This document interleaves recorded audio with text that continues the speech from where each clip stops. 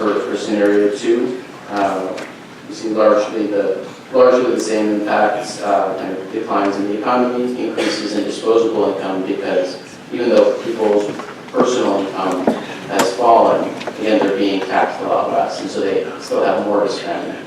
There's going to be this decline, further decline in income tax revenues, but an increase in sales tax revenues.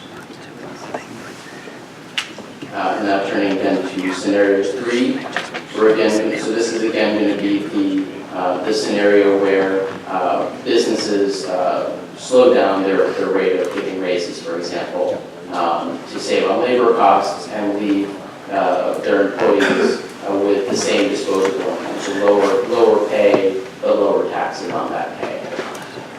And so here we're going to see, again, slightly larger income increases, so income tax revenue increases relative to scenario 1. I'm going to see relatively larger economic impacts, but somewhat smaller population impacts and disposable personal income impacts. Again, because it's a kind of a supply side driver of economic growth, where businesses are able to cut their costs, become more competitive in the region, and they're going to expand their production in that way. And so here we're going to see that kind of playing out. And we see, in this case, we see about 4.3% of the revenue losses from the personal income tax are recouped as a result of increases in economic activity that increase the tax base. And again, in scenario 4, it's the same business cost scenario, but now with corresponding cuts to general government spending.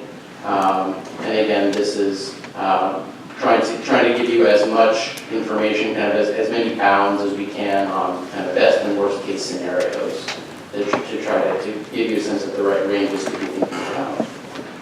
And so here again, we're going to see declines overall in personal income, because there's going to be job losses in the government sector. But again, we're going to see job gains in the private sector, because despite the fact that there's less personal income, there's less spending that's going to be happening, that overall the fact that the private sector businesses in Arkansas are more competitive is going to outweigh those drags on their business. So they're going to be relatively large government employment losses, but some small gains in the private sector.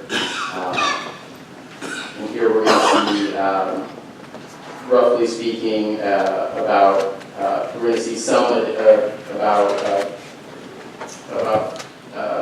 $3 or so million more loss in additional loss in state revenue as a result of the decline in personal income, as well as disposable income that's going to end up lowering sales tax receipts.